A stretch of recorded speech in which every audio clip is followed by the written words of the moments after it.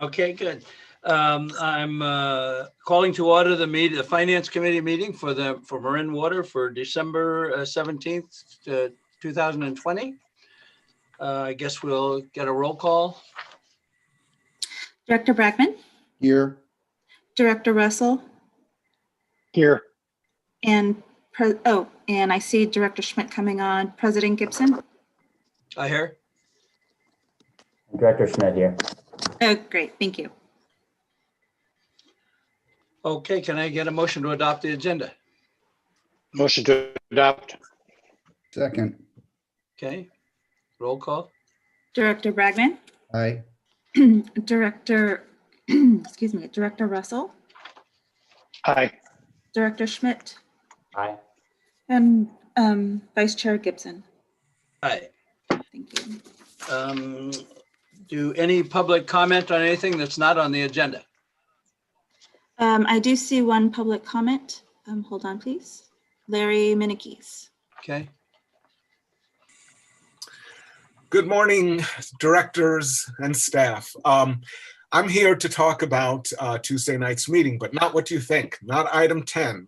The more interesting one, item 11, contract number 5652. I found that of particular interest that the contract had to be increased by 5 times the original amount, which had already been updated one time. And it shows very clearly how use on the facility has grown. And I would like to suggest, as part of the recreation study, and perhaps even earlier, that an analysis be done over, say, the last 3 years of toilet services.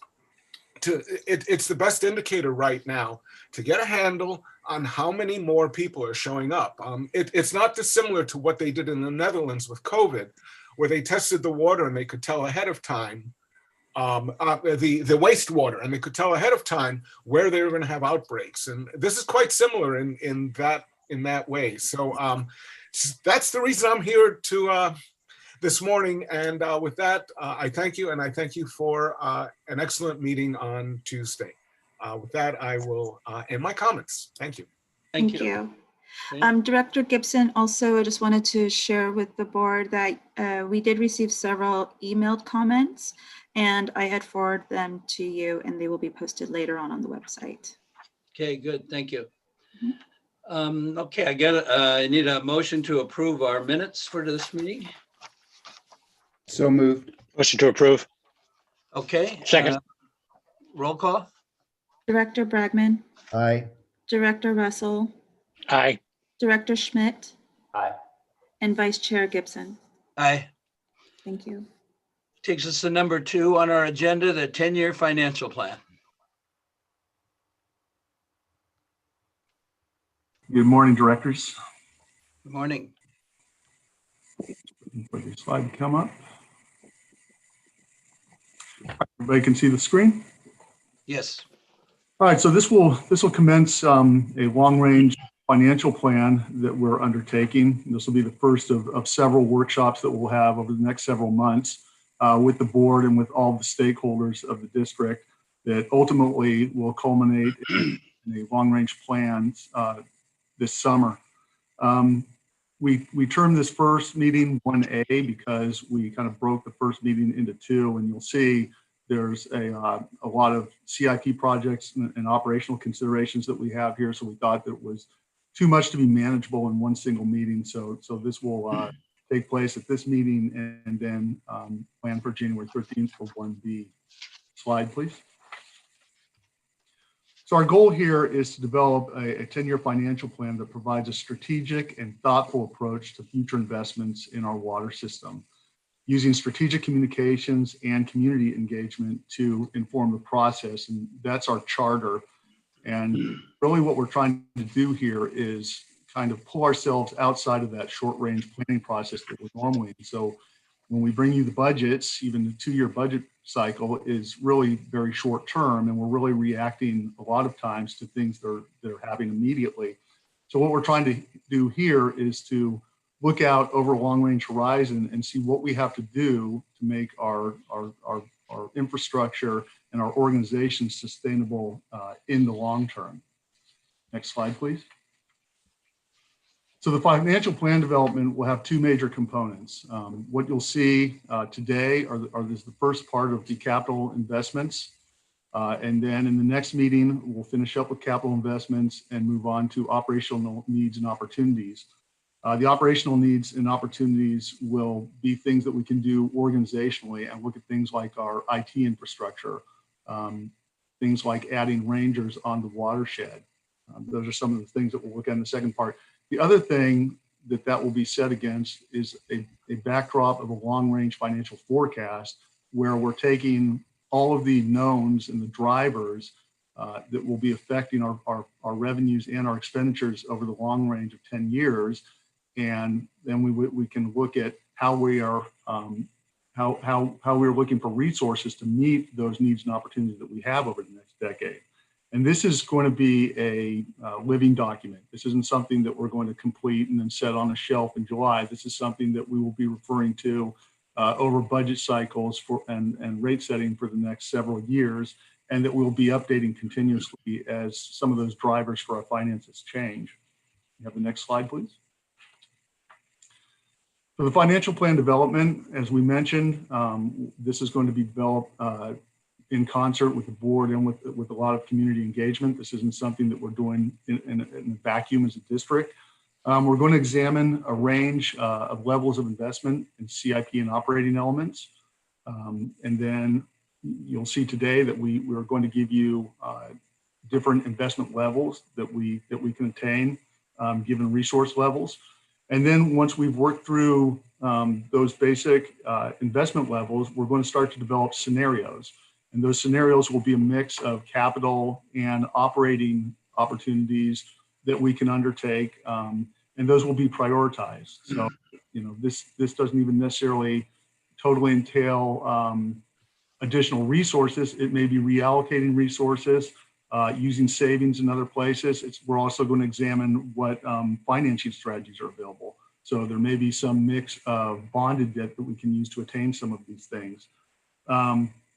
And another thing that we're going to look at as part of this will be what our reserve levels are. Are they appropriate? And then we'll address things on the operating side like pensions. And some of that will carry over into the 2-year budget plan that you'll see coming before you. Next slide, please. So the project team, I'll introduce it real quick. Jeannie and I are the project managers. And you're going to see a number of people on the district staff side. It's really involving every division within the district. On finance, McYoung has done a lot of the heavy lifting on providing input into the financial model. Today, you're going to see staff from engineering and operations presenting. And in the next meeting, you'll see staff from facilities and watershed that have been brought in on this project. From Raptelis, we've got Steve Gagnon, who's on the Zoom call, and he and Nancy Fan are working on the finance side of this and developing the 10-year financial plan. I think you're familiar with both of them. They've actually done work on our cost of service. And then Matt Wittern is also one part of the Raptelis team. And then Melissa Elliott is on the community engagement side of this for Raptelis. And she is going to take you through the next several workshops. Thank you, Chuck. So on the next slide, today, as Chuck said, kicks off a lot of work at Marin Municipal Water District. And I'd like to go through our agenda for today and explain what my role as your workshop facilitator is, and then talk you through the series of workshops that your staff has laid out for you.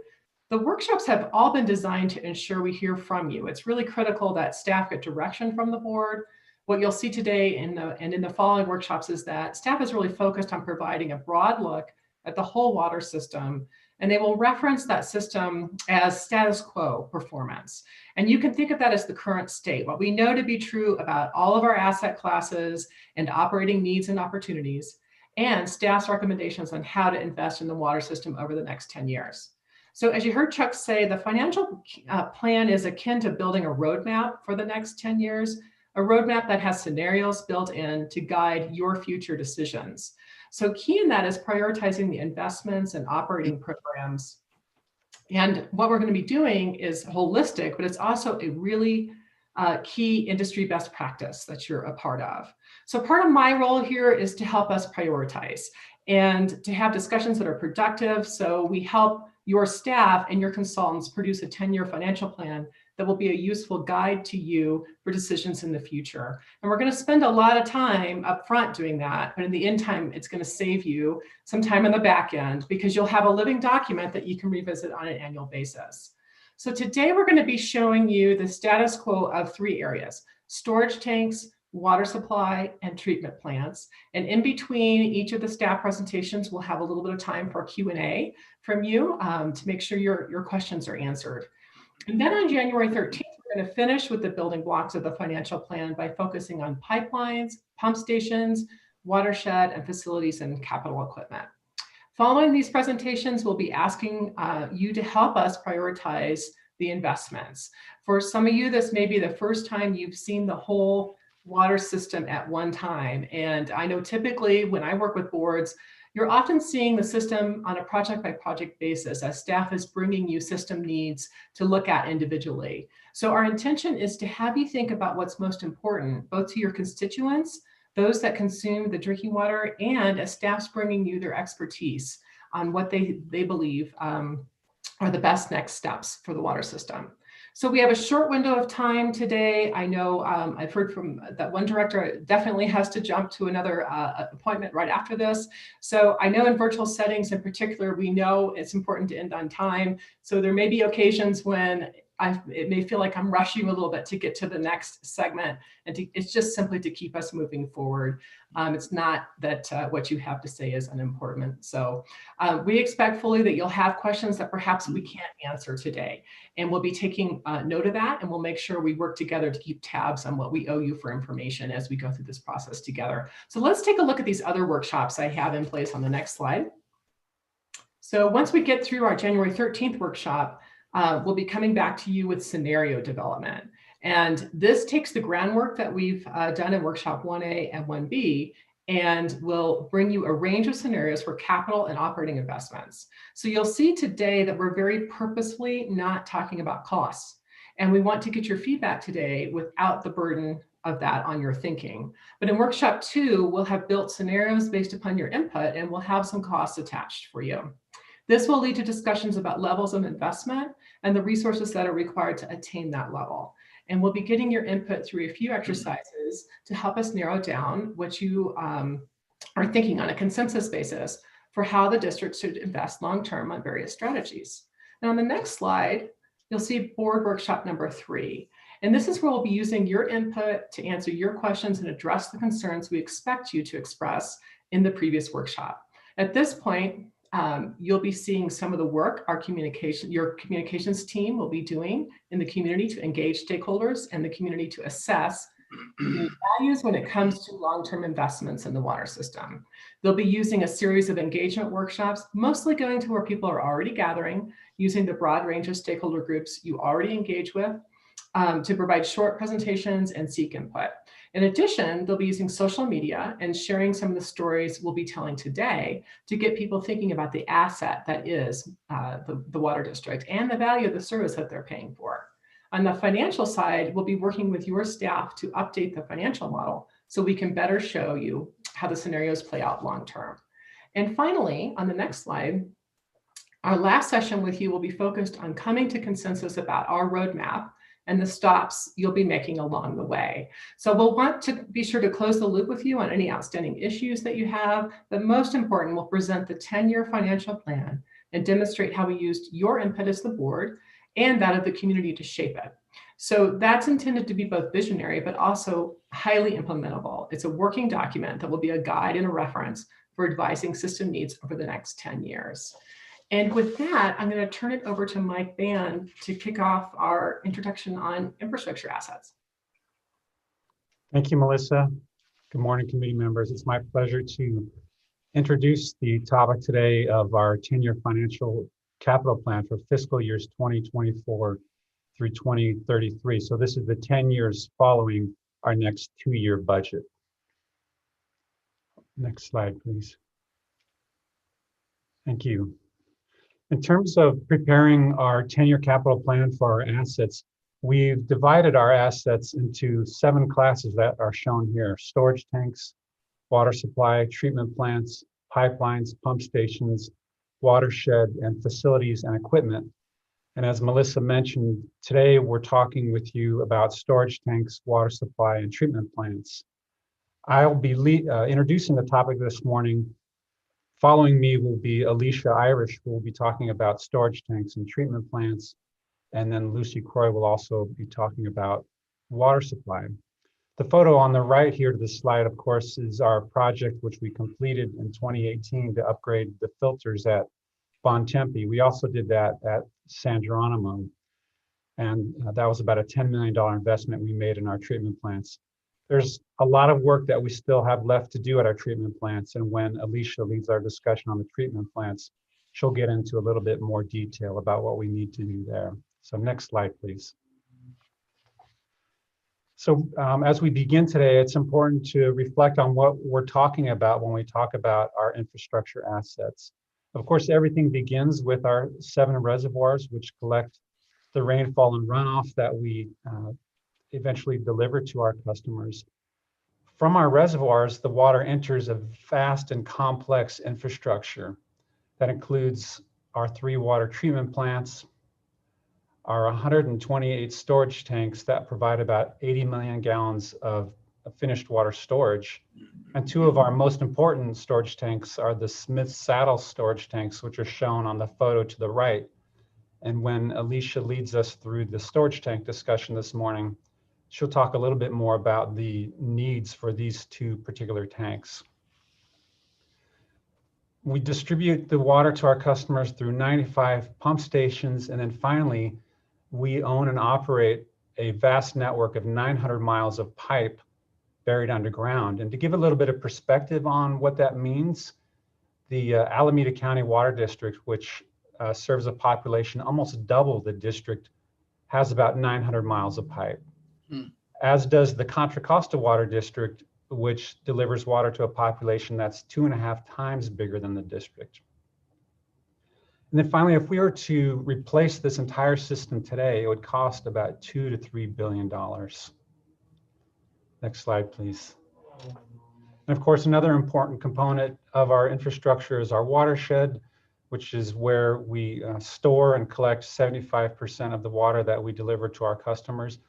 But our watershed is more than that. It's an incredible recreational amenity for the county and also the wider Bay Area. We have almost 22,000 acres of publicly accessible watershed, which is very unique for water agencies. We have 150 miles of roads and trails. And then our watershed is not only important for the humans, but also for our animal friends. We have the watershed's home to about 400 unique animal species and 1,000 plant species. So today we are going to be talking about 4 different capital investment levels, and I'm going to walk you through these now, and then Alicia and Lucy will get into a bit more detail what exactly they mean. So we'll start with status quo. A question, Mike, if I can just interrupt you for a second. Sure. Just as a memory refresher here, what's the size of our capital budget for this year? 21 million. Thank you. That's, yeah, gives me a little package there. Thank you. Right, which is our status quo. That's a great lead in, Jack. So status quo is the current investment level, which is about $21 million per year.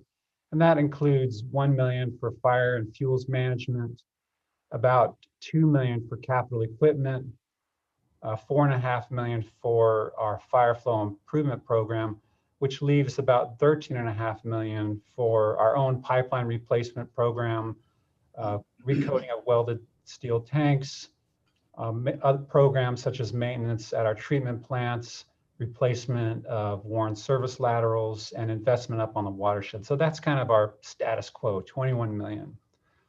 So the next level is Group C. So Group C is comprised of everything in status quo, plus increased investment in other projects. And some of the illustrative criteria that we use to identify those projects include projects that prioritize mitigation of risk, address safety issues and security issues, and also harden our facilities against wildfire. We also looked at industry standards in various asset classes. And in Group C, we're trying to get to about 50 to 70% of industry standard. A good example is recoating of our welded steel tanks. Industry standards recommend recoating tanks every 20 to 25 years. And so that's one of the standards that we looked at when identifying projects in this level. So the next level up is Group B. And of course, Group B is everything in Group C, plus increased investment in projects that address maintenance on our watershed and also vegetation management, and also bump up our investments to get us higher in the industry standards categories. And then finally, the highest level is Group A, which is everything in Group B, plus increased investment in projects that address areas such as taste and odor issues, specifically at our treatment plants, and also get us to that top level in industry standards. We're reaching for 90 to 100% of industry standards when looking at the class of projects in Group A. So that concludes my introductory remarks here this morning. At this time, I'd like to introduce Alicia Irish, who will take us through the discussion on storage tanks. Thank you. Thanks. Good morning. My name is Alicia Irish. Today I'll be talking to you about our potable storage tanks in our system.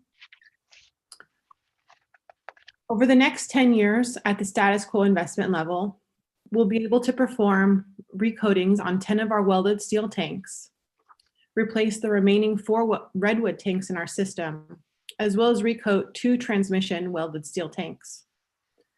At investment level C, the next investment level up, we're able to address everything in our status quo, as well as perform work or replace Ross Reservoir and Pine Mountain Tunnel, perform 14 seismic tank upgrades, and increase our welded steel tank recoatings from 10 to 20. At the next highest investment level B, we're able to address everything in investment level C, as well as replace the 8 riveted steel tanks in our system and increase our welded steel tank recoatings from 20 to 35. At the highest investment level A, we're able to address everything in investment level B, as well as replace 7 bolted steel tanks in our system, increase our welded steel tank recoatings from 35 to 50, and perform 1 new transmission storage project. Next slide, please. Of the 128 tanks in our system, 73 of those are welded steel. Welded steel tanks provide the opportunity to get recoated over time, thereby elongating their useful life. Like Mike mentioned, the industry recommended recoat interval for welded steel tanks is 20 to 25 years. Currently, 19 of our welded steel tanks are overdue for recoating. At the status quo investment level, 36 of these tanks will be overdue for recoating by 2031, or roughly half of the welded steel tanks in our system. At investment level C, this number drops to 29. At investment level B, this number further drops to 17. And at the highest investment level A, this number further drops to 7. The photo on the right shows the Greenbrae tank in the Ross Valley system. This tank has the original exterior coating from 1956. As a result of deferral of recoating, the tank is in the current condition that you see in this photo. Next slide, please. Some other tank examples include Smith Saddle tanks and Wolfback Ridge tank. The center photo and photo in the upper right show the current condition of Smith Saddle tanks. These tanks have the exterior coating from 1961 and were last recoated on the interior in 1983. This is yet another example of deferred recoating on our tanks and has resulted in a standard recoating project increasing to a major rehabilitation project. The photo on the lower left shows the Wolfback Ridge tank, which was installed in 1997. While this tank is only 25 years old, premature coating failure has resulted in the condition that you see here. This photo shows the upper rafters and the ceiling of the tank. And this shows that while the industry recoat interval is only a recommendation, some of these tanks will need to be recoated prior to that interval taking place. Next slide, please. So at the next investment level C, we're able to address everything in our status quo, as well as replacing Ross Reservoir and Pine Mountain Tunnel. These three photos here show the current condition of Ross Reservoir, a concrete tank in our Ross Valley system installed in 1927. The photos on the left and the photo on the right show the poor condition of the tank and specifically show cracks in the foundation system. Next slide, please. In January of 2019, the Asset Management Steering Committee presented critical asset risk analysis. This graph on the left shows the critical asset risk profile. The y-axis is showing consequence of failure, and the x-axis is showing likelihood of failure. The two assets circled in the upper right-hand corner represent the critical assets that present most risk to the district, and those assets are Pine Mountain Tunnel and Ross Reservoir. Pine Mountain Tunnel, over 100 years old, and you can see a picture of the construction on the right of this slide at the east portal of the Pine Mountain Tunnel. In addition to replacing both Ross Reservoir and Pine Mountain Tunnel at investment level C, next slide, please, we're also able to perform seismic upgrades on 14 of our welded steel tanks. The photo here shows the Santa Margarita tank. In the inset photo shows the EBA Flex Tent appurtenance installed as part of a retrofit. This appurtenance will allow flexibility and will maintain service for this tank after a seismic event. This appurtenance replaced a rigid connection that was not anticipated to perform in a high seismic event. And these types of seismic upgrades will increase the system reliability after such an event. In addition to performing seismic upgrades, we're also able to increase our welded steel tank recoating from 1 welded steel tank project per year to 2. At investment level B, the next highest level investment, we're able to address everything in investment level C, as well as rehabilitate or replace the 8 riveted tanks in our system. These riveted tanks have a 100-year useful life and currently range in age from 91 to 111 years old. The photo here shows the Hawthorne Hills tank, which is in San Anselmo and is a riveted tank installed in 1929. The inset photo in the upper right shows the current condition of the exterior of the tank, and you can see numerous patches as well as peelings of the existing coating. In addition to replacing the riveted tanks in our system, at investment level B, we're also able to increase our welded steel tank recoating interval from 2 per year to 3.5, meaning that we'll be able to recoat 3 tanks some years and 4 tanks in other years. Next slide, please. At the next investment level A, we're able to perform everything in investment level B, as well as replace some of the bolted steel tanks in our system. We have 35 bolted steel tanks with a 30-year useful life. They currently range in age from 2 to 37 years, and 7 of these tanks will be overdue by 2031. The 2 photos here show Fawn Drive tank and Tomahawk tank, both installed in the late 1980s. In addition to replacing our bolted steel tanks, we're also able to increase our welded steel tank recoating interval from 3.5 to 5 per year. Next slide, please. So in summary, at increasing levels of investment, we're able to address increased amounts of our aging infrastructure while decreasing our deferred maintenance and overall long-term costs while maintaining the level of service in our system. Thank you, Alicia. at this point, we have about a few minutes in our schedule. Would love to hear from directors if they've got questions for Alicia or Mike about what they've seen so far on storage tanks. I have several questions. The first one is, can you give us a feel for what these A, B, and C differences are? Are we talking about a tenfold increase, a doubling, or some kind of an order of magnitude for the differences?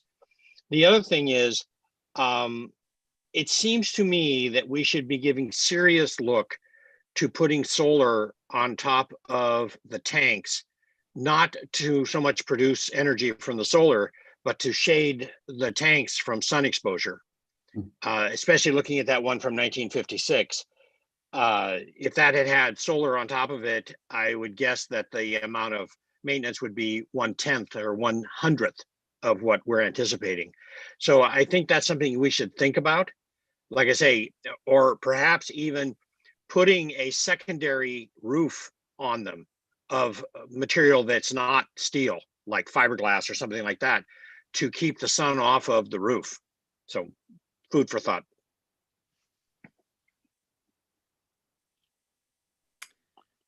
If I could jump in there and ask, I'm trying to get a sense of these different investment levels. Obviously, some reflect just trying to maintain the system. Some of it is about trying to start chipping away and getting back on schedule to where we're regularly maintaining the system in a way where we're not falling behind and not necessarily getting ahead. It's hard to tell in these different levels. Where is there a line where you would say, is level C that catching up so that we don't have so much deferred maintenance, or is it level B, or, and then there might be some part of the level A that is, if we had a very substantial budget where we really would be strengthening our system to sort of its highest and best level. And maybe we're looking for something somewhere along that way.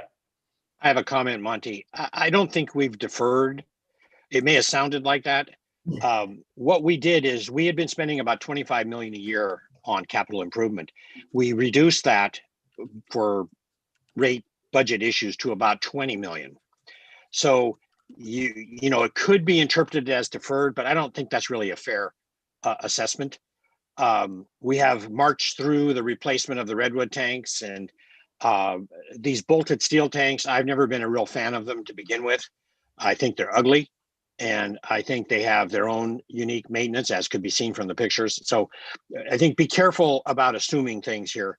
I think that you should just look at it as a progression going forward, not so much retro. Yeah, thank you for that, Director Russell. I don't mean to the use of the word deferred was probably not the right one. I think it's more that there's clearly it seems like there's infrastructure that is at the end of its life cycle and needs to be replaced, and that seems to be the work that needs to be done critically in the near term. And then maybe there are some maintenance and other things that we're trying to get ahead of and stay on schedule with. I'm just trying to get a sense of maybe where maybe these different levels might fall within that spectrum. Yeah, if I could just jump in. Sure. Melissa, could I? Yeah, you bet. Yeah, hi. I just wanted to respond to that. There was a similarity in the two comments from Director Russell and Schmidt in terms of that the dollar magnitude would help in providing feedback. And we thought quite a bit on how to present the information because there's a lot of it. And really what we landed on for this workshop and the next one in January is providing kind of the technical building blocks before we get into the dollar discussion to get a sense of the board. And some of the classes will be more apparent where the board may say, for example, the AMI project, I can't recall where that lands. I don't believe that should be in the highest investment level. That should be in C because that feels very important to me. Those sorts of feedback we are going to get deep into in workshop 2, 3, and 4, the dollars, and this is going to be very interactive and moving these building blocks around to ultimately get to what investment scenarios over the long term make sense to the board in context of, resource limitations and different ways we could increase our level of revenue over time. And lastly, I wanted to note that, consistent with Director Russell's comments, staff isn't looking at this as some huge deferment. We're really just recognizing, of course, with the board, that our system is over 100 years old. And how do we get our arms around looking forward over the long term on investment approaches and strategies? If I can just, along the same line as Larry and Monty, as long as I've been on the board, we have had a plan, in fact, various plans of taking this approach. And I guess I'm not seeing, is this just a continuation? Is this expanding it somehow? What is the difference from the various plans we've had up to this date on our ongoing maintenance? In fact, quite frankly, avoiding the need for deferred maintenance. The challenge of Zoom is I can't look at Chuck or Mike and see if they're going to jump in. So I'll go ahead and do it. Yeah. And I would say that what we're trying to do here is, outside of the rate process, look at the system as a whole, both capital and operating needs and opportunities, and in that holistic way, try and plot out. And you'll be seeing Raftelis is developing a financial model, and certainly we've had something like that before. And we'll be trying to integrate all of these pieces together as we look forward over the next. So I think maybe it's a bit different than stuff we've done in the past, but we have a very long history. So to me, this is just really looking forward and trying to take advantage of the opportunity we find ourselves in, which is year 2 of the 4-year increase. And we aren't in the midst of talking or thinking about a rate increase. This is really intended just to look at where are the needs and opportunities, and how do we get a baseline understanding from staff, the board, and the public on what's out there in different ways to kind of eat the elephant that we find ourselves with, given, really the age of this organization and some of the, costs coming due over time. We are not suggesting there's some crisis or emergency or anything like that. It's really simply to sit back and collectively strategize on the approach of investment going forward over the long term. And Ben, don't misunderstand our questions. We are, in my opinion, 100% behind us from the board standpoint. I think agree with that. The formalization of our planning in this kind of an element gives us a great tool to speak to our ratepayers about where we're going. But with that said, I'd still like to just get a feel, not about the numbers, but about, are we talking about A and B are 2 times or 5 times and C is 10 times? Or is it like A is 1 and B is 1.5 and C is 2? I mean, just a feel for it, not the actual numbers, but yeah, I don't know if we have those numbers offhand, but I would say I can answer that briefly, Ben. Yeah, I can answer that, Ben. I can answer that if you don't mind. Mike. Go ahead, Mike. Yeah, so just kind of rough numbers. So baseline is our current status quo investment level. Group C is about 1/3 higher. Okay. So it's small numbers. So Group B is a double, and Group C is triple. Oh, okay. Baseline. A little more than that. Okay. No, that's good though. That's a fine number, Mike. That's exactly the kind of thing. So A is 1, B is 2, and C is 3, roughly. Well, it's the opposite, Mike, right? C is a lower level of investment than A. Yeah. Right. So if you go B is 1, C is going to be like 1.5. B is going to be 2. And A is going to be 3. Now, Oh, I'm Mike, sorry. Okay. is that just for storage tanks, or you're talking about the Total. entirety? Total. Total. That's total. Okay. Okay, so let me try it again. C is 1, B is 1.5, and A is, nope. No, if you, so B, so status quo, I'm sorry, is 1. If you're looking at the chart now. 1, yes. Level Level C. C is 1. Oh, the bottom one. Okay. So C is like Okay. 1.5. B is 2. And then Okay. A is 3. 3. I got it. Okay. Perfect. Thank you, Mike. Ben, if you don't mind, I wanted to respond to a question that Jack had about how this is different than prior presentations or studies we've done, Jack.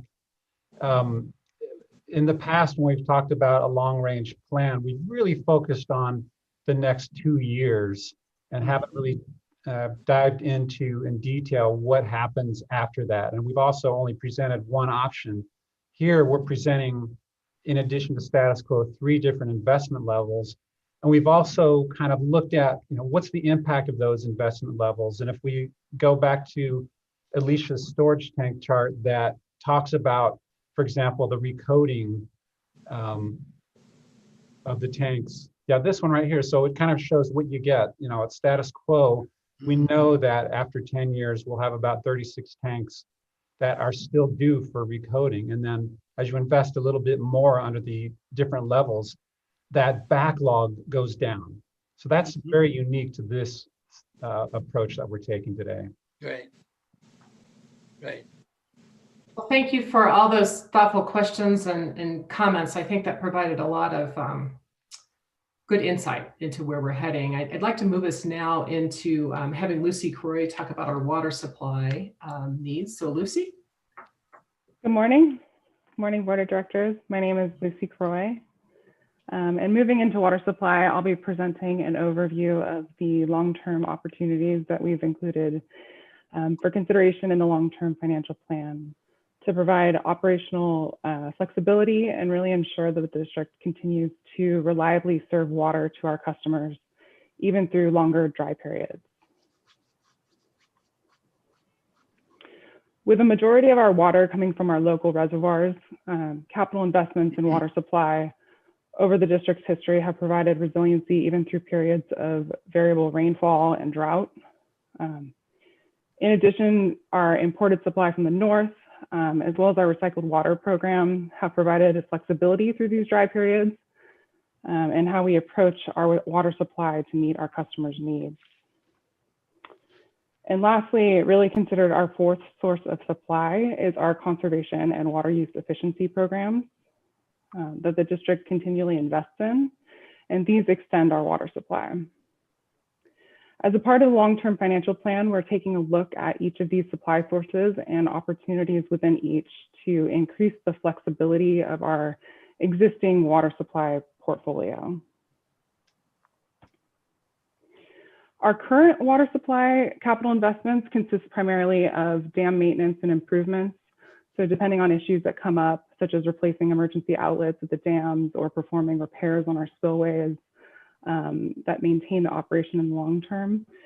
We also have expenditures that are captured in, for reservoir water quality or enhancing our water quality out on our lakes, such as capital repairs on the aerators out there.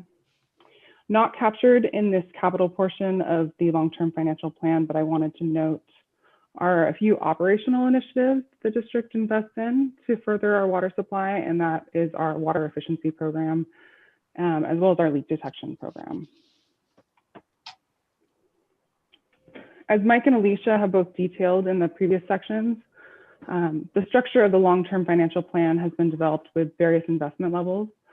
And a similar pattern has been used for water supply. So in the status quo, we've captured the current investments that I just mentioned. And then over the next few slides, I'll be diving into more details on the opportunities that we've laid out for higher investment levels.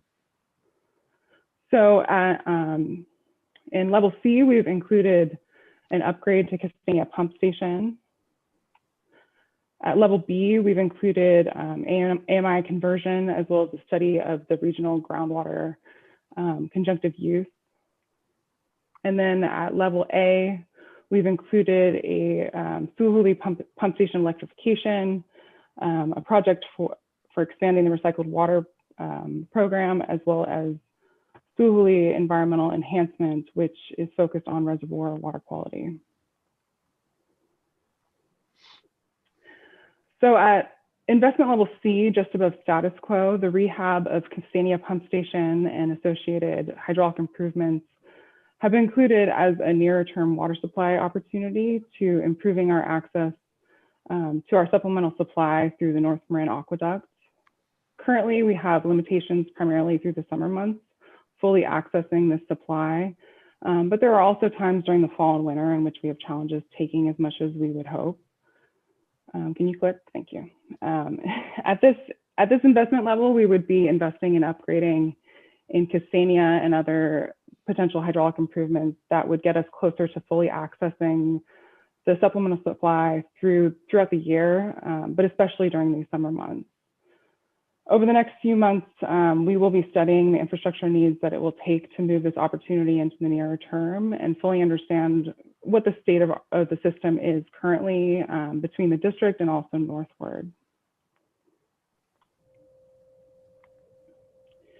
At investment level B, full conversion of our 60,000 customer meters to advanced metering infrastructure has been included, with water use efficiency efforts considered another source of supply. AMI has been included as an opportunity within water supply, primarily for the ability to proactively identify leaks and give customers real-time consumption data. The irrigation leak shown on the right was identified in our AMI pilot study, and our conservation department estimates that nearly 630,000 gallons of water could have been lost if the leak had not been identified until the next 2-month billing cycle had ended. In this investment level, we have also considered a preliminary groundwater banking study to look at conjunctive use in the region that would further be developed. And then moving into investment level A, connecting Suhuli Pump Station to PG&E Power has been included to provide a long-term and reliable opportunity to utilize Suhuli more frequently. Suhuli Pump Station is shown in this picture and sits just below the dam and has capabilities to pump water from Suhuli up and over to Nicasio Reservoir, where that supply is then drawn into our San Geronimo treatment plant and then used in the distribution system. In its current configuration, there is no power source to this pump station, and we would need to bring out a generator similar to the size of generator used at the treatment plants out to this site to start the pumps and really utilize the supply source in an extended drought.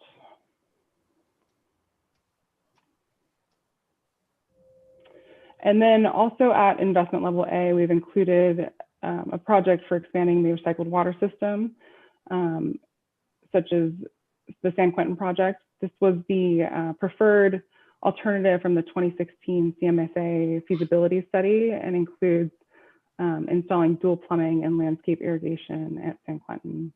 And then we've also included a few other future considerations in level A for water supply.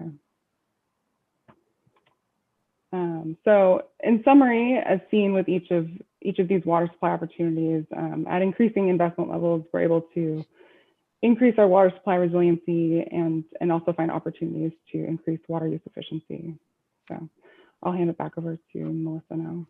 I have just a question, if I can. What are the criteria we use for what level a specific project might go into? And the reason I ask the question, I mean, for example, Suhuli is, as I understand it, almost an emergency facility. We rarely use it for various reasons. So is that sort of consideration made when we're deciding, is this level A, B, or C? Dr. Gibson, that's a very good question. For water supply, it was a bit different than some of the other categories. And for water supply, primarily what went into consideration at this point, and much of this can still be moved around going forward, but what has gone in so far is is what's known for acre feet. So how much water can be returned and kind of the ballpark cost estimates.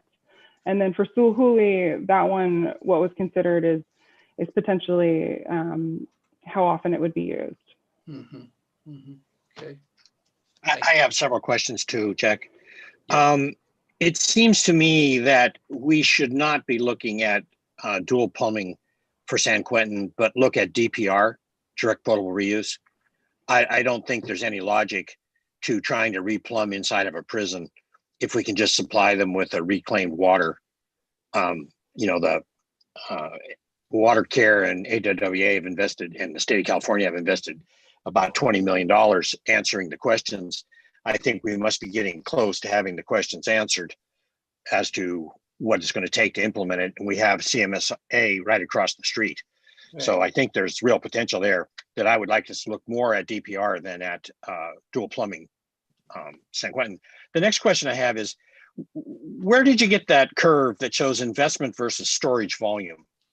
I was particularly interested in the numbers for the Sonoma County. How did you arrive at those numbers? You had like 94 million in there or something for Sonoma County, if I understood it correct. Maybe it was 94,000 acre feet. I don't know what it was written on the bar. I read it as dollars, but maybe it's. Can you go back to Castania? This is primarily further back. Oh. Further back. You had a graph that showed a volume of the reservoir on the left. Keep going back. Yeah.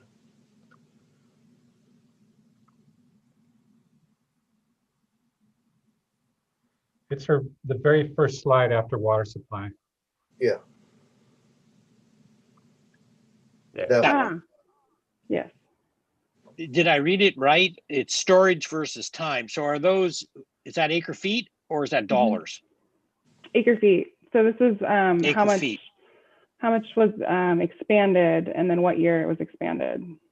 So, I see. I thought they were investments versus getting the storage. So I got a little confused. And so how do you allocate Sonoma County storage to us? That one I put in 14.3. Based on the annual usage? No, I put in the full allotment, the 14.3 as the most we could take. Right, but that's acre feet, right? That's not storage. I mean, it is kind of storage. I can see where your thinking is. It's not storage, but usage, huh? Mm-hmm.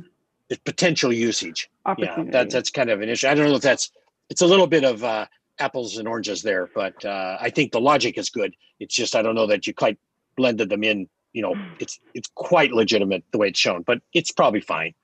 And then I understood that we're working on getting Sulhuli active this year.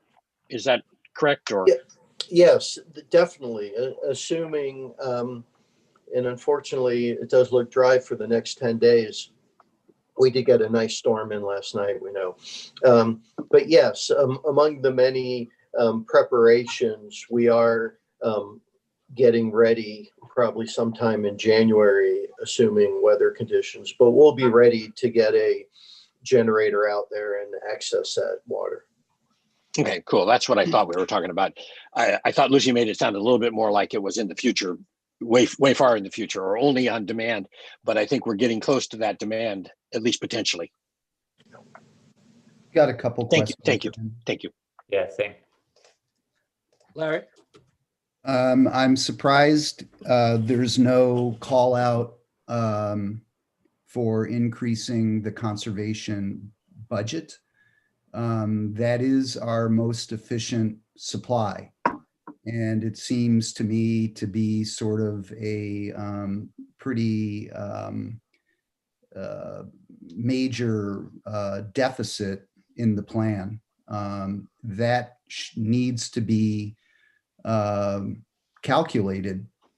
I mean, we may be able to save, I don't know how much by giving out free toilets. We may be, there's just various conservation strategies that are missing from the plan that should be included, because we've seen for the last 15 years, conservation works. And it's the most efficient and economical way to increase supply. And that seems to be really kind of missing from this plan. The other Director Bragman, I can respond to that. And on this slide, it does kind of reflect where we're going, and we might not have been very clear that the details we're covering today are capital projects, and it just happens our conservation rebates and initiatives are in the operating budget. So at the next workshop, when we talk about operating needs and opportunities as well, we'll be bringing in conservation. And then in subsequent workshops, both the operating components and the capital components will be prioritized together in the different investment levels. So that'll be the point we'll be able to look and say, okay, in the ultimate target investment level, for example, for water supply, maybe we'll have Castagna and increasing our conservation program to some defined level, that kind of thing. So we do anticipate having that integrated piece into the ultimate discussion. Well, maybe, a consideration should be given to include conservation as a capital budget item and move it out of operational. Yeah, absolutely. I mean, for us, since now we're cash funded capital, it's somewhat fungible where those funds are kept, so long as it's all part of the water supply picture, I think.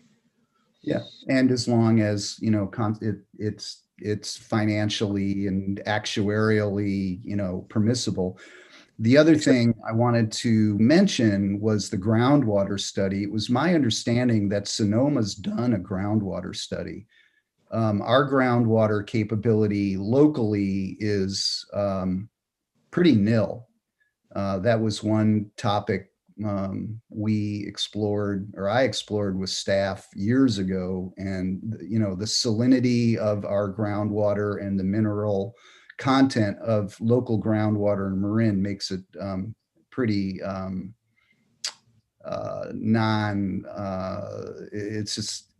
it's not really viable for groundwater storage here. In that, if I could, that's consistent with our thinking. To be more precise, we could have called this regional groundwater. So we're really looking at this study, Director Bragman, as being part of a regional effort, really looking at the Santa Rosa Plain Basin, or perhaps a Petaluma Basin, recognizing in our county we really don't have, as you're saying, a groundwater basin that we could utilize for this purpose. Another source of supply that is used by some of the residents, are putting in wells. And, that would be something I'd be interested in at least getting our hands around. I think the county issues well permits. I'd like to find out what's going on, number of wells, number of well permits being given, capacity of these wells, because primarily the wells are being used for irrigation, which, the board has always seen as the most opportunistic area to conserve. So I know it's a bit of an outlier, but it should at least be, analyzed as far as supply as we go forward, I think. Great, thank you for those questions. Could I, sorry, I didn't. Could I get in the queue really quick? I just want to. I think Director Bragman raised a lot of the questions I had as well, and I think particularly seeing conservation in light of other water supply investments, it would be helpful. I understand the separation, but I think for the purposes of seeing these things together, it'd be helpful if they were shown together as a cost benefit. One other thing, I don't know if this could be spoken about in terms of the approach of creating the different levels here. It seems like the primary, and please correct me if I have this wrong, it's mostly sort of seen as a cost per yield of acre foot. And I wonder to what extent into those variables was considered resiliency or drought resiliency availability in dry years versus wet year supply, whether that skewed the cost per acre foot in a dry year, so to speak, when we may be more in demand, we may have a greater demand, and consequently the costs may be higher. Thank you. Good question. Lucy, do you want to take that? Yes, I would say that was considered, as seen with the Suluhuli pump station. We typically haven't reached for that supply as it can be more expensive. But we need to go back and look at what the infrastructure looks like at this point. It's been about 10 years since we've looked at that. And I would say for level C, the lowest level just above status quo, it was primarily about looking at near term options that we can access a bit quicker. And one other sort of quick question is we at one point started doing LiDAR studies of our reservoir capacity. I'd like to know if those have ever been completed so that we actually can put our arms around what the actual capacity of our reservoirs is. Yes, Director Bragman, we did complete those studies, and we can provide that information. I think we presented it at a doc meeting a few years ago, but we can. You did, Mike. There was a presentation at a doc meeting. Yeah, maybe you could just recirculate that to Larry. Okay. Yeah, because it was a good presentation on exactly what you're talking about. Sedimentation and all that stuff was in there. Yeah, and I had understood the LiDAR was done, but the calculations of actual capacity were still pending. But if it's been done, I'd be interested in taking a look. So thanks. Another thing that comes to mind here is, and I know this may not be the right wording, but the concept is there. I appreciate Lucy's comments completely about the cost of water from Sonoma County. I don't understand how it can be priced at the levels it's at, with the exception being what the market will bear. And I think we should push Sonoma County to produce some kind of a cost of service analysis, even though as a wholesaler, they may not be regulatorily required to do it. I think a COSA would make a lot of sense to get our arms around, and everybody's probably heard this story by now, but I was in Amsterdam at a meeting about 10 years ago, and lo and behold, I'm sitting there, it's a meeting about utilization of water and blah, blah, blah.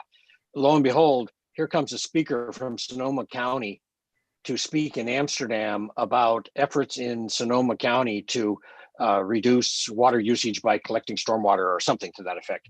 And, I was like, what?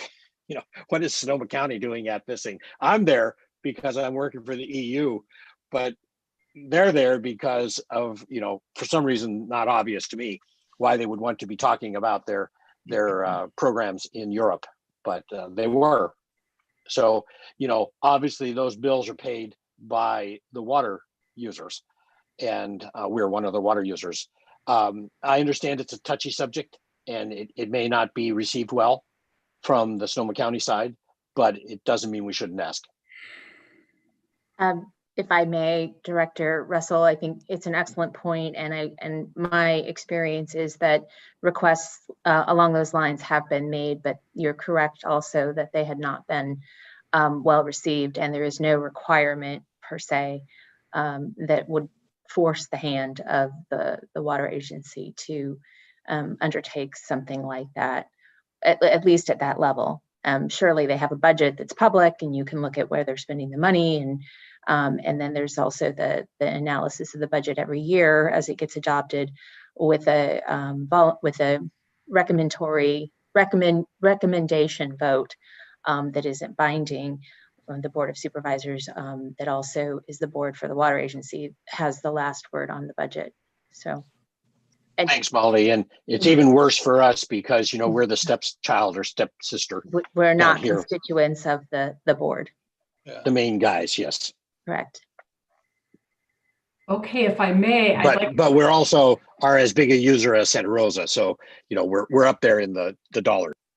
Well, could I just one other quick point is we have environmental releases, and I know those are substantial, and I know there's been some. We are gonna go into, I think, a study of Lagunitas Creek and what is really required on those environmental releases. And I've kind of always pledged to myself, not to let the fish go extinct on my watch. But I think another area of source would be to see whether we can more efficiently release water, and maybe even reduce how much water we release depending on when we release it. So that also should be figured into our supply capacity. That's an interesting comment, Larry. We are under order on the amount we release, but it's been a long time. It predates my involvement with the board. So it goes back. Do you remember, Jack or Ben? It's like 25 years or maybe even longer. In 1997. When they sued us. 1997. What year? I think it's 1997. That's the state issued the order. My recollection, I know. And remember also, Larry, that they originally asked for 50% of the water, not 25. It was negotiated back to 25, but the original demand was we release 50% of the water. Mm-hmm. Well, now it's based on water depth at certain times of the year at certain points in the creek. And I know TAC is looking into it. It's just something I think the board needs to keep in mind. Sonoma routinely gets waivers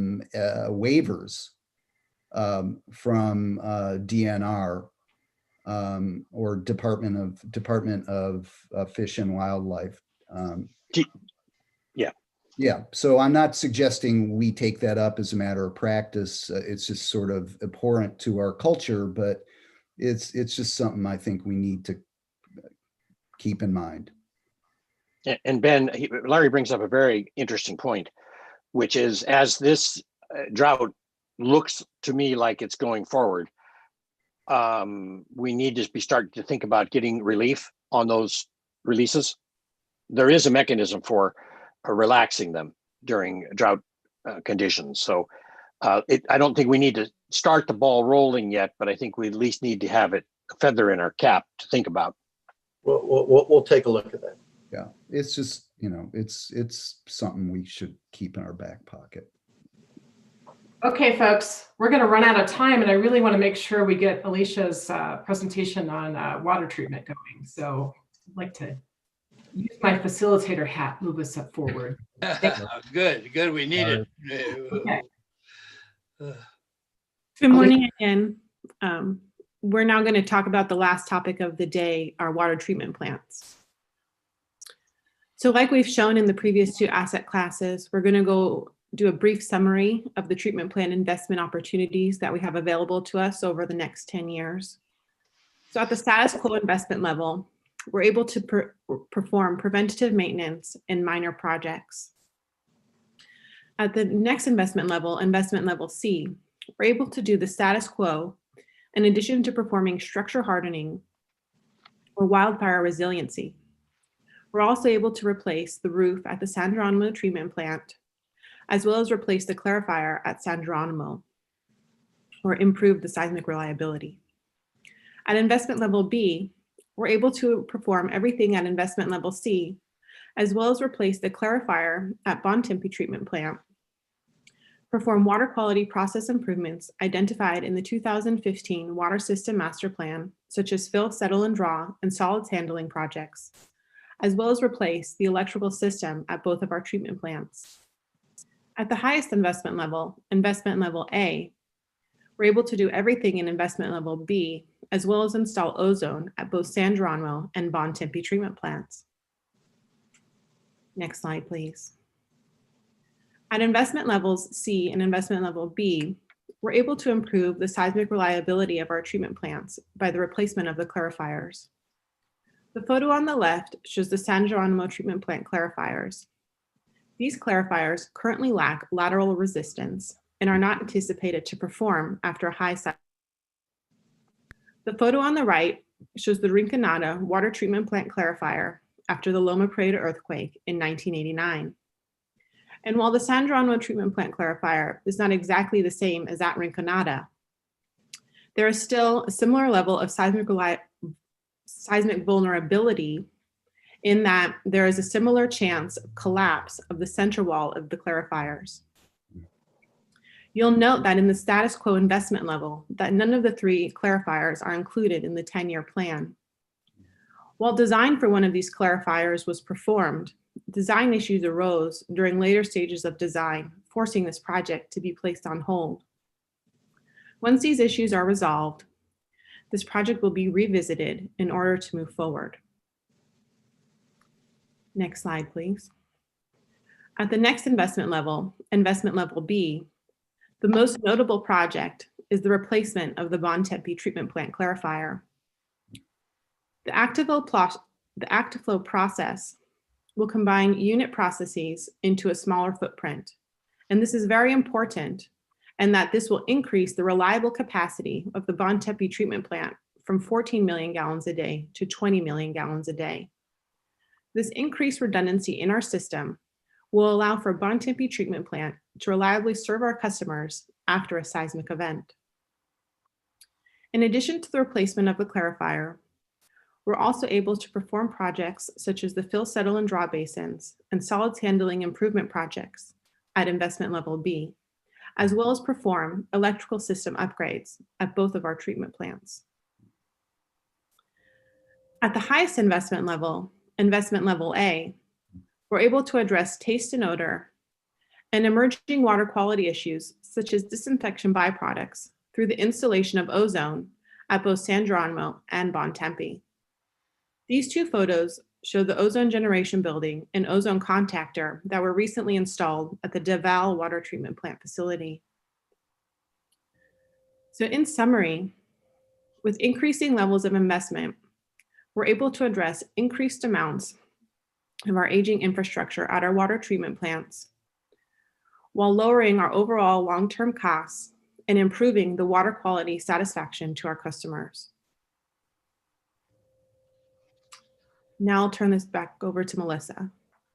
And I'll ask if we've got some questions here before we summarize. I do. Alicia, I was a little surprised. What I remember from San Geronimo was that we blew off the surface of the concrete and then added like 4 inches of concrete with rebar into the surface to address that buckling problem. I was a little surprised when you said it hadn't been addressed. I don't really need an answer at this moment, but it caught me a little off guard. The other question I have in a bigger picture is, you haven't talked about time. Are these increases in expenditures forever? Mm-hmm. Or are they for a period of time? The other thing that seems a little odd to me, and maybe you've already done this, is several of these have substantial capital investments at a point in time. Mm-hmm. And you're talking about what I understand to be an increase in investment over time. I'm not exactly sure how those 2 link together. In other words, how do you get the money to pay for it if you're collecting it in yearly payments or monthly payments? So I don't know if you're that far along in this. I'm sure you are, but those are some quick thoughts. Well, you're correct. Oh, go ahead, Ben. I was just going to speak broadly, Director Russell, on the point of some of these are large kind of one-off projects. And there is an element in this of kind of apples and oranges, just the nature of our different asset classes, where, of course, recoding, we're thinking that's a long-term cyclical activity, right? Like recoding the Golden Gate Bridge, right? Yes. Distinguished from forever.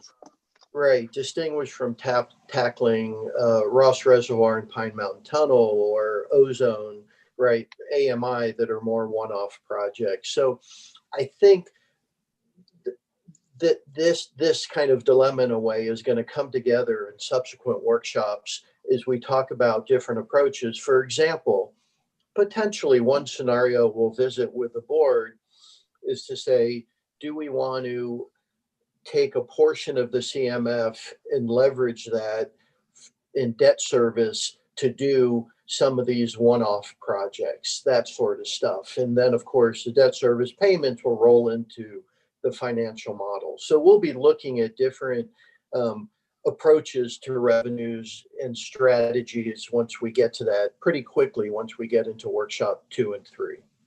Yeah, I assumed you had, but in general, if we go back to the status will be level A, are you thinking just in general that these are forever? I'd say it's a good question. It's a fair question, Larry. I'd say at this point, it feels like there is probably some large one-off projects like ozone that don't reflect a forever level of investment. That said, I do think in many of the asset classes, big tank projects, those are going to continue for some number of years. So I think it's a really good question, and we'll need to think about it as we bring further workshops on, are we really talking about level A forever? And I think the answer is probably not. Level C, we'd say, yes, that's forever and likely going to be going up. So we'll try but it's a very good question. I'm not trying to pin you down, Ben. I'm just trying to get a feel for your philosophy of where we're going. That's all. Yeah, I mean, honestly, 75 million a year. I don't think it's really realistic to even think in those terms. Our total debt now, I think, is about 250 million, which is what caused us to pivot from debt financing to CMF. So, absolutely. I mean, certainly, our debt capacity is probably larger than what it is, but, that's a real concern. And I think, you're going to get rate fatigue. We already have it, obviously, whenever you mention rates, it's always a lot of heartburn. And, so I think it's great to see what we can be doing. I think we need to, obviously, as we go through this, really see what we have to do and what we should do. And I got to put a pitch in here for the Green New Deal. I mean, we are really sort of a model for, an old governmental agency that could use that kind of infusion. And it would be a huge stimulus to the local economy and as well as the health and welfare of the system. So I hope that comes to fruition in the next 4 years. That's a great comment, Larry. Other questions for our staff experts? I'd just like to say this as a comment. I'm really excited about this. I think it's a wonderful idea and a very useful approach. As Mike Bond well knows, I've been critical of how things have been ranked in going forward about what needs to be done.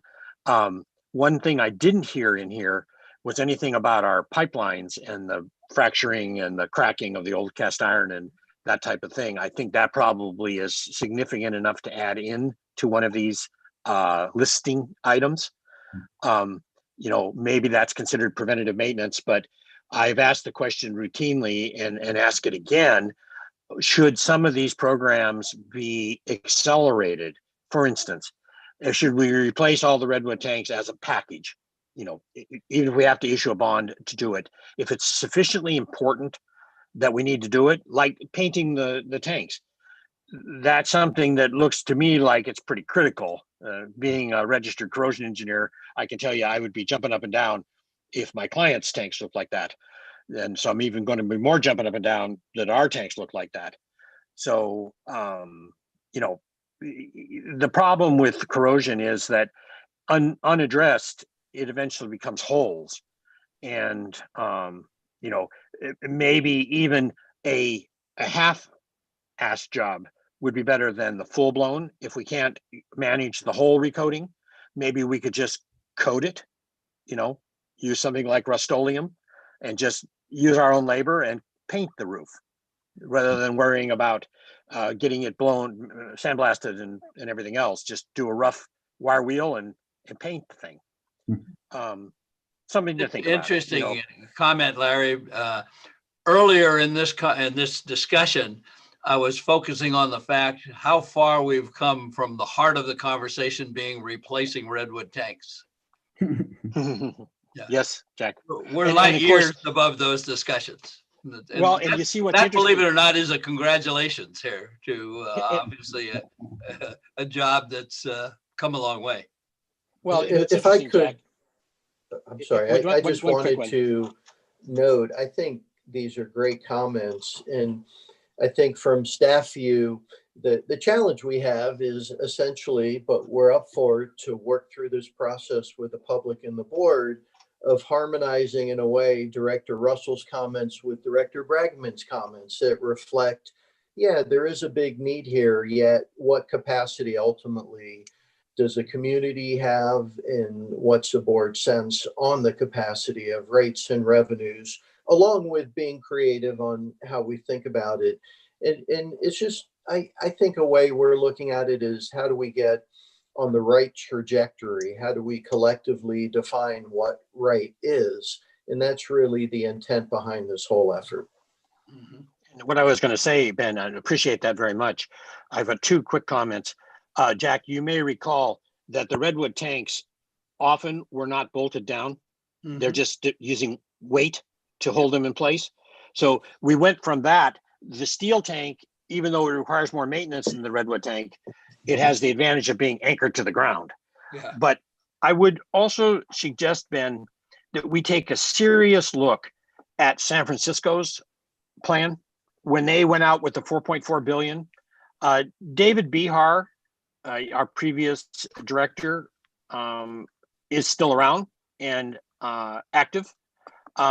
We could ask David to come in and talk with us about how the city was able to sell a $4.4 billion capital improvement program, because that's what they did. Right. You know, that addressed everything from the in-town to the pipelines to the Hetch Hetchy Reservoir. Right. Obviously, they did a lot of homework and a lot of PR to convince the people to invest that kind of money.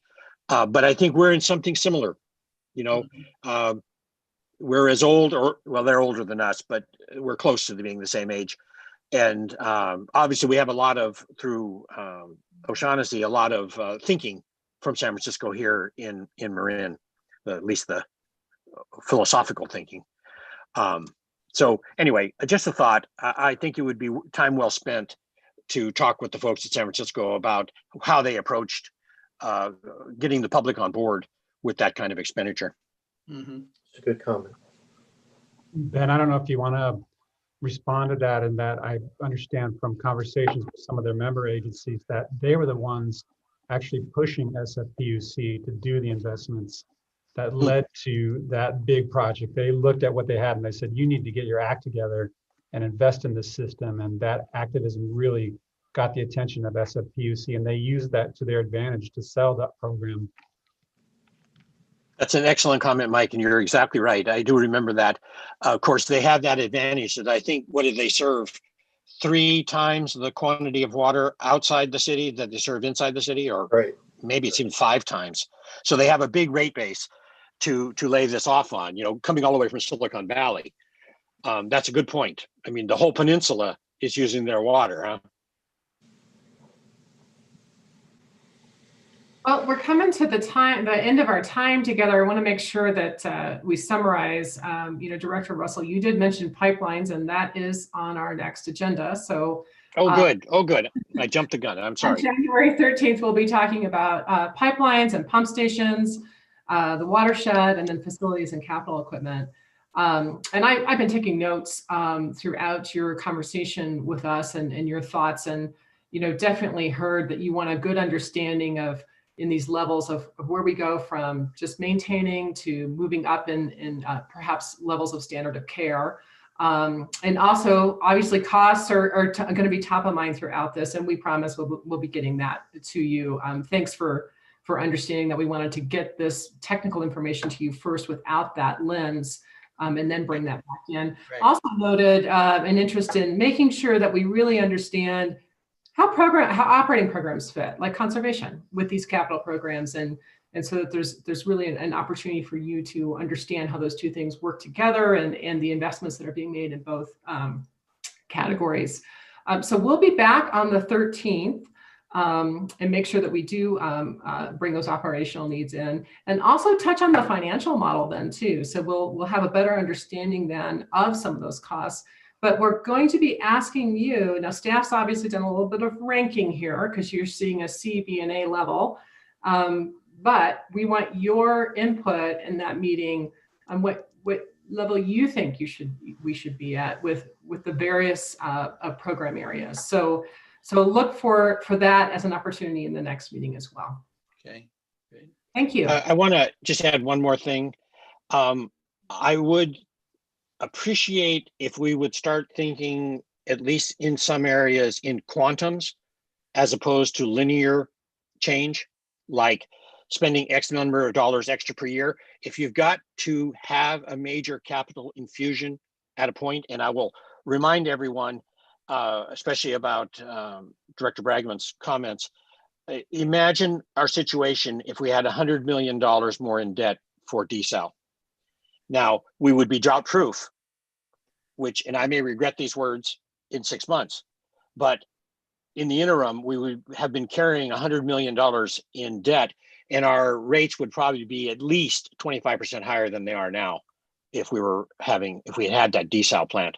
But with that said, the desal plant is the kind of quantum thinking I'm talking about, where you don't just slide into it, you jump forward. And if there's things that need to be done in packages, like let's just say we need to fix all the tanks. Well, think about fixing all the tanks and what the cost would be, as opposed to saying we're going to do 2 tanks next year and 2 tanks the year after and 2 tanks the year after. Rank them on risk, not on ease or practicability of how they get fixed. Mm-hmm. Let the board worry about how we're going to pay for it, because that's our job. But if there's things that have higher risk, especially to water quality, that need to be addressed, and one could even put taste and odor in that category, in my thinking, that the ozone could be jumped up, because it as I've said before, and we've talked about, our largest number of complaints come from taste and odor by far. So, maybe there's a value to buying that down. The one last thing I will say, Ben, is I think that Stratford Lake strategy needs to be tossed in here too. The North Marin cooperation, right, of whether it's using their treatment plant or not using their treatment plant, or storing water in there for future. That one, maybe you think it's just too small to add into this, and that's fine. But I think that one needs to be addressed, including looking at the potential for a pipeline from Sulahuli to Stratford Lake. Right. If I could just add to I think Director Russell and Director Bragman both have highlighted this idea of a package of, if there was a suite of things that might then also be attractive for the Green New Deal, or some funding that hopefully comes down along those lines. I think in that package, I would try to look at not only our improvements that we need to make from infrastructure, but I also think our environmental improvements. If we're looking at selling this, obviously to our ratepayers, having a rounded out package of different things, I think is part of what folks would look to and would garner greater support. So maybe that's something that could be looked at a subsequent meeting. Yeah, and energy. Great comment. And energy recapture, micro turbines. And I love the idea of sticking solar on top of our tanks. It's kind of low hanging fruit. I mean, it's there, they're unimpeded, and they would actually have a practical value beyond generation. So. Exactly. Yeah, that's a good point. Very good point that you made.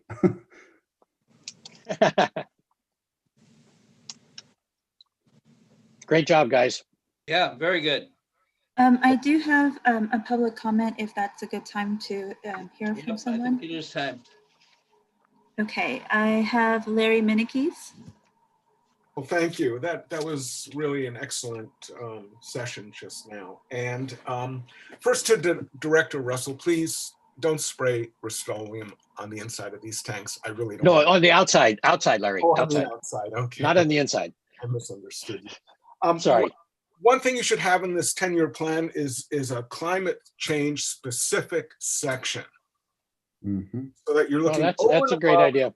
Over and above the work that you are planning to do, you're also taking into that equation what's happening with climate change.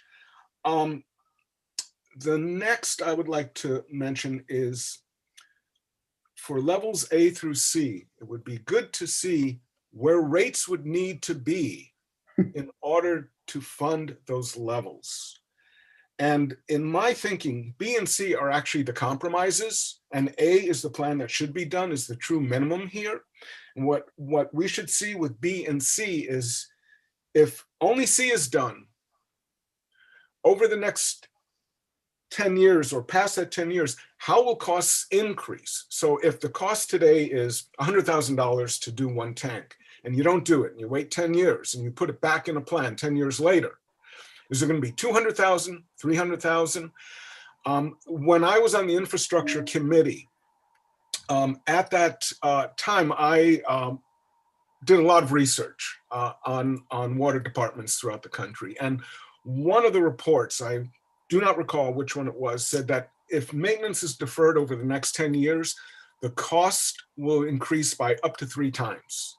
So if you're looking at something today that's X, it's going to be 3X 10 years from now. It's not done sooner. I think I had one more point here. Forgive me. I'll leave it at that. That pretty much covers my major points. Is what we really need to do, and I think the real problem here is the public's relationship with water today, and that our water for a very, very long time has been below the cost of what it really should be. We wouldn't be having this discussion necessarily today if our water rates actually matched not just the cost of delivery, not the wholesale cost of delivery, but the retail of all the work that needs to have been going on today and hasn't been going on and has been deferred. And somehow I think in the long-term planning here, you've got to put in there the fact that the reality is water the cost of water has to reach a more realistic level. I don't think it's really realistic today, and that the district cannot really operate correctly on these current levels. Painful as that sounds and painful as it is, somehow the relationship that the public has with water is going to have to change at some point. Thank you so much. Excellent comments, Larry. Excellent comments. If you'll recall from a previous, like last meeting, I think, Mike Bond indicated that the original fire flow tax or fee was didn't provide enough money to do all the projects because they hadn't addressed inflation in the cost. Fortunately, inflation and interest rates are tied directly together. So the value of money, its present value and its future value are hooked together by interest rates and inflation. So, even though it costs twice as much to do it later, it's with money that's worth half as much. So it's a little tricky, but a point very well taken. It's the pay me now or pay me later kind of situation. And we do need to do that. And from very high ranking sources in the water business that I've been speaking with, they are cautioning that going forward to preserve our, not us, but society-wise, that we could be easily looking at a 200 to 300% increase in costs for water. And if you think about it, it's the second most valuable environmental quality we have after air and then water in terms of human life.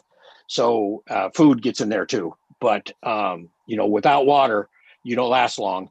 And it's got a tremendous value that far exceeds its recognized value, especially with respect to things like, I've been involved in numerous projects where the water quality was threatened, and the Department of Real Estate threatened to remove the certificate of occupancy from large projects. I never saw builders move so fast as when that happened. And that's kind of a part of hidden in real estate value that people forget about, is how much does a good water supply add to the value of your property? That's something we don't talk about, but it's something that's definitely there. All right, I think we do have one more speaker. I'm sorry. I'm sorry. Mr. Roger Roberts. Can you hear me? Yes, sir. Yep. Loud and clear, Roger. I want to applaud this process that you've embarked upon. It's long overdue. And as I have said many times before, at the end of the day, you have to sell this to the public. So the sooner you start that process, the better. And there are easy ways to do that. You've taken great pride over the years in providing 1 cent per gallon water. And if it requires 2 cents per gallon water, that's something people can relate to.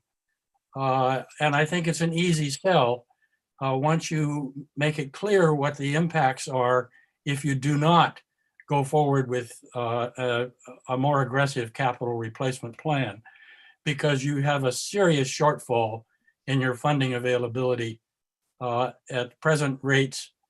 And so this is a marvelous process. I'm glad you're going through it. And the sooner you get the public involved, the better. Thank you. That concludes our speakers. All right, no more speakers? No more speakers. Okay. That takes us to item number 3 on our agenda. Thank you all, by the way, for a very excellent beginning. All right, monthly financial update.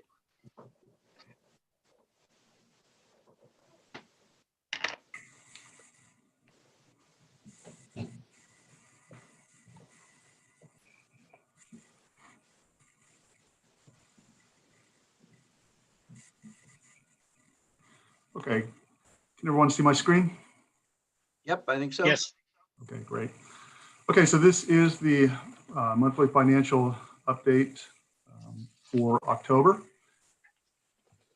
So we're running a month behind right now because we moved these meetings up. So in January, we'll catch up with 2 months to bring us into December. So we'll look at the revenue picture here first, as usual. Water revenues, as you can see in your attachments, are running about $35.2 million to an annual budget of $82.4 million. So it looks here like we're running ahead. If we were tracking linearly, which we obviously don't in water demand, we'd be at 33% of the year. So right now, 35.2 million, we're a little bit ahead of that linear track. And then other revenues, which are things like grants and rents and interest that we receive, are running right about at budget at $1 million. So total operating revenues are $36.2 million, or 42% of budget. Fire flow fee is $0 right now. We'll get our first installment on that with the December property tax receipts, and then capital revenues, which is capital maintenance fee of $16.8 million in connection fees. There, we're right on budget at 31.1%. So I just kind of wanted to go back for a moment here and dissect that water revenue a little bit. So what we're showing here, and this is taken out of the attachments, these are your actual sales for the months of July through October. So those first 4 months of the fiscal year. And you can see essentially that while we look like we're ahead, what I was talking about, we set these budgets based on the average of the last 3 years, and based on where we are in those months, we're running almost right on our budget at 2% over. And that being said, also another thing to take into account is that this water revenue number of $82.4 million is actually decreased to take into account that we deferred the 4% rate increase from July until January. We have not taken into account deferring that rate again until April, so that would actually reduce that budget again. Mm-hmm. So my point here is that, while you may see in the report that we're at 42%, we look like we're running ahead, when you actually break this down by months, we're running pretty much right on our budget. Okay. So another thing that we've been showing you is the monthly sales. This is in millions of dollars. And you can see there, the red line is the previous fiscal year and the blue line is this fiscal year. And since the beginning of the fiscal year in July, we've been running ahead on sales for every month. And then you can see in October there that it's almost catching up to even between the 2 years. Rainfall in both of those months is a pretty negligible factor. We probably see some increased demand, as we talked before, a bit due to the COVID epidemic. Yeah. So the next slice that we'll show you here is the year-to-date comparison through October, and this is volume, so in CCFs, millions. And what you see there in the total change, the increase is 192 CCFs, 192 million CCFs overall. So you can kind of see how this breaks down. As you would expect, single family usage is up by about 10%. Duplexes are down slightly, and I'll just remind the board that we made a change to the duplex ordinance, and some of those were, if there were additional dwelling units, they were recategorized to single family. And then we have multiple units, 3, 4, 5, 9, 10 plus. Those are all up a bit. The 10 plus units are up about 10% again. And then, as we would expect, institutional, commercial, and industrial, those have dropped with the decline in business. Irrigation is up slightly by about 5%, and then raw water, recycled water, right about on. So another thing that we've been showing to the board per your request is how we are looking for receivables. So obviously, delinquencies has become a bigger issue than it has been in the past. So if you look at the bottom line there, as of the end of October, we've got $3,645 million, or 3.6 million, sorry, in delinquencies compared to about $1.5 million in the previous October. So that is over doubled overall. It's gone up by about $2.1 million. And then we broke it down further by the categories. So you can see up to 30 days delinquent has increased by 296. And you can see in all of these categories down to 60-day, 90-day, 180-day, and up to 1 year, every one of those categories has increased markedly. We went back and took this 60-day row and we broke that down a little bit further just so you can see how that's falling out, where those are falling out among different resi codes or user classes. Single family residential has got a very marked increase there. That's about exactly double. And then all the other categories have gone up markedly too. So tier consumption as of October really is stable as it always is. And the primary thing of note here is that you can notice, most of our water supply, I think about 85% is in tier 1, tier 2, then decreasing markedly as you get into tier 3 and tier 4. And then again, something that's evolved in these presentations out of board interest is we've taken a look at some of our AMI data. So we have about 1,185 meters in Tiburon and Belvedere that are on AMI. So whereas the other graph that we show you have some lag time built into them, this gives you a more immediate look. This, however, is only residential codes, just Resi Code 1, which is single family residential. And you can see that since July in the current year, we've had higher usage in that category in Tiburon Belvedere when we look at the real-time data from AMI. Mhm. It should be noted though that rate of increase over the previous years kind of slowed down. In May and June, we were ahead by about 20% and 11. And then in August, we see that's fallen down to about 4%. In October, it's about 6.5%. So that's kind of tightened up a little bit.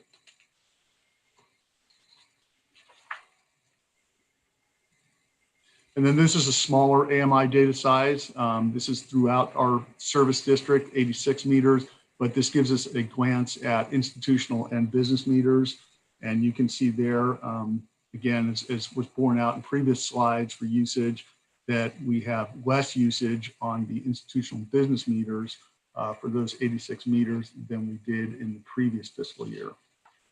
And again, to be expected. Take a quick look at expenditures here. Personnel services, we're tracking right on budget, almost exactly on budget. 1/3 is 1/3 through the fiscal year, $17.7 million. And personnel services are wages, PERS, health, dental, vision, and all of those costs that are associated with our employees. Maintenance and operating expenses are running right about on budget, about a few percents ahead. That was actually behind last month a little bit, so we're catching up and we're right on budget there. Financing costs we amortize throughout the year, even though we pay those twice a year for the major bonds in there, so that we're right on budget. And then capital allocation also is right on budget at $1.5 million. Fire flow projects were about $400,000. And then district projects with capital equipment purchases is about $4.8 million or 18.2%. Now, one thing to say is that when we give you these numbers, we're really looking at cash expenditures. So again, kind of taking another slice at this, you'll see here our budget and the actuals as you did on the previous slide for operating expenses and capital expenses. One thing we did this month is add in encumbrances. So if we have contracts that have been encumbered, but the expenditure hasn't actually been made yet, and you add that in there, then we're actually 34% or we are right on budget when we look at the total operating plus capital budgets. And then we'll take a look at our ending fund balances as of end of October 2020. You see a restricted and designated fund, we're $14.3 million. And that's those designations and restrictions are for things like workers' comp and general liability and debt service. And then we have a couple of stabilization funds. The rate stabilization reserve fund is at $9.4 million, as it has been for quite a while. We haven't dipped into that in quite some time. We also have a pension reserve fund. The board established at $2 million to address any spikes that we have in the annual required contributions to PERS. Fire flow fund is at $1.7 million. You can see on a previous slide, we spent down $400,000 of that fund, and then we probably received some small remittance there. So that leaves it at $1.7 million. The unrestricted fund is at $31.8 million. That's grown by $1.6 million since the end of the fiscal year. So that puts us at $83.1 million in total fund balance. And then some of the metrics that we show the board every month, our operating fund balance to budget in months is 4.4 months. Debt coverage is 2.7, which is very good. And then our outstanding bonded debt is $142 million. And then those smaller issues that we have, like for Los Colinas Sanitary, are $7.5 million. We've also been showing the board the impact, just the financial impact from COVID.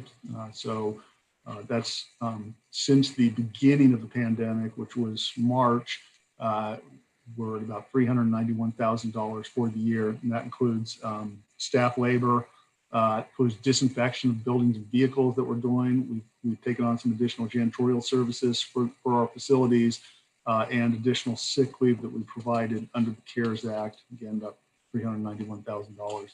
So in summary, revenues expenditures are tracking right about with budget, especially when we add in those things like the encumbrances.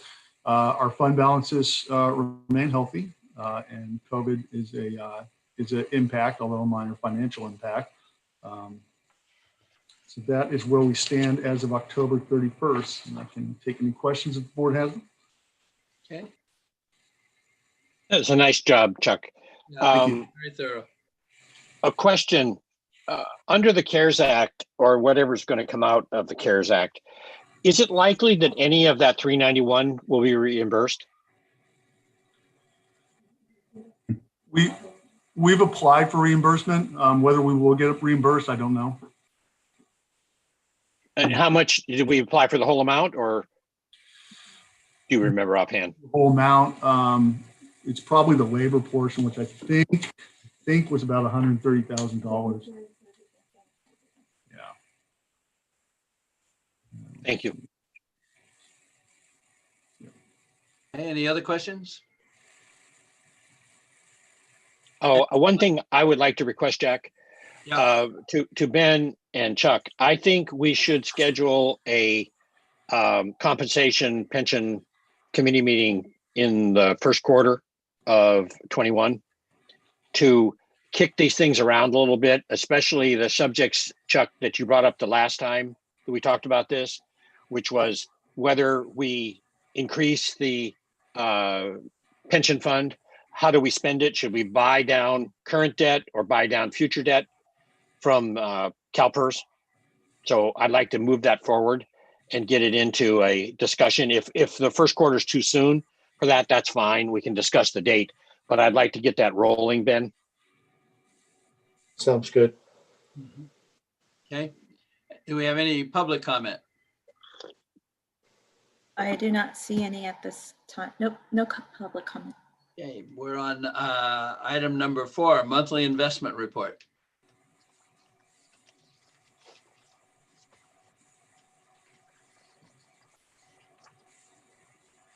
And you have a report, the staff report included in your package. Didn't really have a lot to add on that. I just put this slide up that we normally show you, which is the yield curve for November.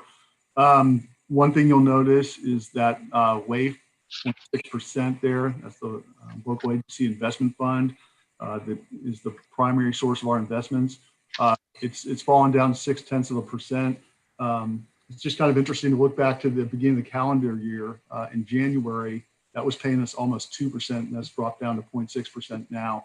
And then the portfolios at 0.58% is what we're earning on that. And again, that's been dropping quite a bit as rates have moved lower and lower on us. And then we just show you on the bottom there, that line in green. This is a look at the yield curve for the treasuries. So this 5-year treasuries are yielding 0.36%. And if you come into 1 year, you're yielding 11 basis points, or about 0.1% there. So we're doing better than the treasuries with that mix that WAIF provides us, but that's where we are with the investment portfolio right now. We will be coming back early in the calendar year to look at the investment policy. And one of the things that we've spoken with the board about that we're considering is the report on the investments. We may take that to quarterly to comport with state code. That's all I have for investments. Okay. Question, Chuck, how do we see the 2%? Where is that marked on the graph? Or you just made that statement? Oh, no, what I was saying was that if I look back to January, just if I'm looking at the performance of the local agency investment fund, WAIF. Yes. If we just go back 11 months, that was providing us 2%. It was, okay, it's just a statement that you made. Yeah, I wasn't sure if you were trying to show it graphically because I couldn't quite follow it. No. November, and I got you. Yeah.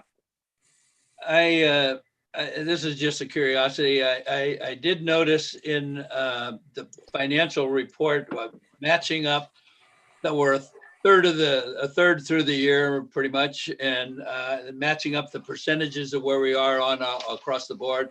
I did notice that our interest income was higher. I mean, it was up for some reason, which I assumed is probably just a matter of the time of year more than anything, but that a good assumption? That's exactly what it is. Yeah, okay. All right, I didn't have anything else. Any further questions from the board? Any public comment? I do not see any. Okay, I think that brings us to the end of our agenda. Thanks very much, and everybody have a good weekend. Meeting adjourned. Thank you. Yeah. Yeah, good Christmas too. Take care. See you all. Oh, yeah, good Christmas. Yeah. You.